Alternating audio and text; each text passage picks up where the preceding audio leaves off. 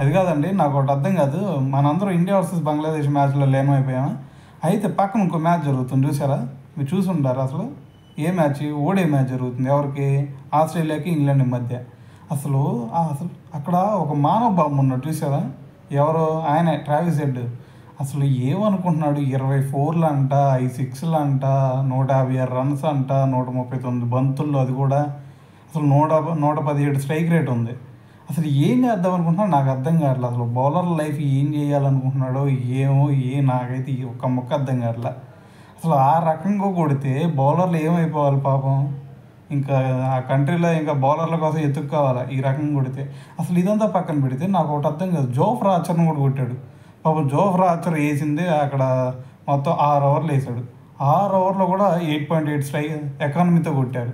ఇంకేం చేస్తాడు Jofra Archer అయిన పాపం. 44 ఓవర్లో అయిపోతే దాంట్లో 6 ఓవర్లో వేసింది జోఫ్రా ఆర్చర్. ఇంకేం చేస్తాడు మరి? 8 ఎకానమీతో కొట్టాడు ఓడిఐస్లో. మరి ఏం చేస్తాం మరి?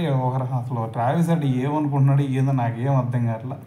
మరి అయితే ఇక్కడ ఇంకోటి ఏంటంటే, ఇక్కడ ఆస్ట్రేలియా మొత్తం 316 రన్స్ 316 రన్స్ వాళ్ళు కొట్టారు, ఇది ఇంగ్లాండ్ వాళ్ళు. అయితే మరి 316 అంటే ఏదో నాకు తెలిసి 49 ఓవర్ దాకా ఆడతారు. కానీ వీళ్ళు 44 ఓవర్లకే 317 అంట. ఏమన్నా మ్యాచా? ఈ రకంగా కొడితే ఇంకేంది చూసేది? సర్లే, అదేం చేస్తాం, ఇక మనం ఏం చేయలేం కదా. ట్రావిస్ హెడ్ ఆ కొట్టుడే ఇక తప్పదు ఇక మరి. అయితే మరి తర్వాత మరి మన మ్యాచ్ చూద్దాం. కానీ ఇలాంటి సిచ్యువేషన్ మన మ్యాచ్లో రాకూడదండు.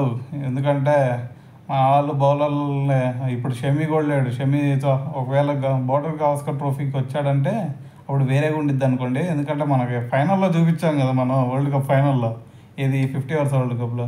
సరే షమీ వస్తే కొంచెం బాగానే ఉండిద్ది. షమీ, బుమ్రా, సిరాజ్. సో మరి చూద్దాం. వాళ్ళని కొట్టేటట్టు మన అయితే అంత ఈజీగా కొట్టలేరు అనుకోండి. అయినా ఏ మాటకి అన్నమాట ట్రావిస్ హెడ్ అయితే నెంబర్ 1 బ్యాట్స్మెన్ అంటే.